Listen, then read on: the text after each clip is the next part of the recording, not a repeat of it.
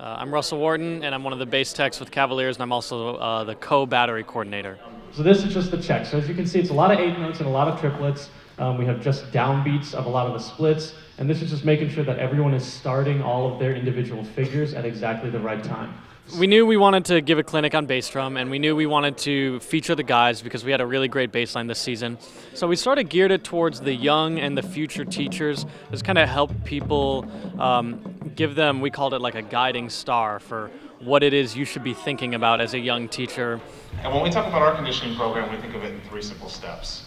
Number 1 is technique. I know Russell talked a little bit about this, but we believe that technique is obviously the bedrock or the building foundation, if you will, that we build our conditioning program on. From there, we talk a little bit about routine, or actually a lot about routine. We like to establish and make sure that we are doing something in a consistent, concise, and logical manner, so that we're not just out there, trying to shop out to random things throughout the summer that may not have any, logical flow to what our book would be. And then finally, we talk a lot about follow through, so actually committing. And in a real world sense, it would be the same thing as if you're actually committing to a New Year's resolution or anything like that, right? If you have a plan, you need to make sure you stick to it and you actually execute on it.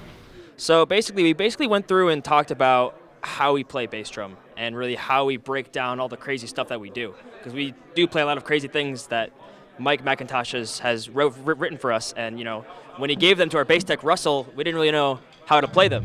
And so, because no one has played things like the Mega Laser, that crazy split that we have, that 30-second no split that we have, ever before.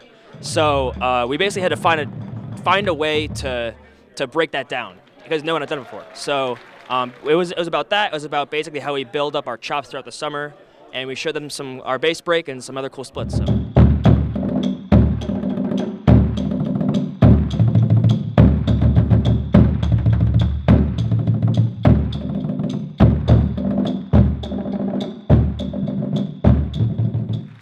We had flights, we had Airbnbs we had to book. Logistically putting all this together was quite a bear, but playing-wise, it took almost nothing.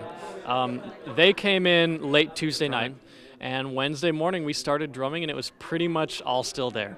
They pretty much still had the hands, they remembered all the music, they sounded great, kind of from right off the bat. And it was just shocking. We played that bass break, and they sort of nailed it on the first couple tries, and it was like, wow, that's a little scary.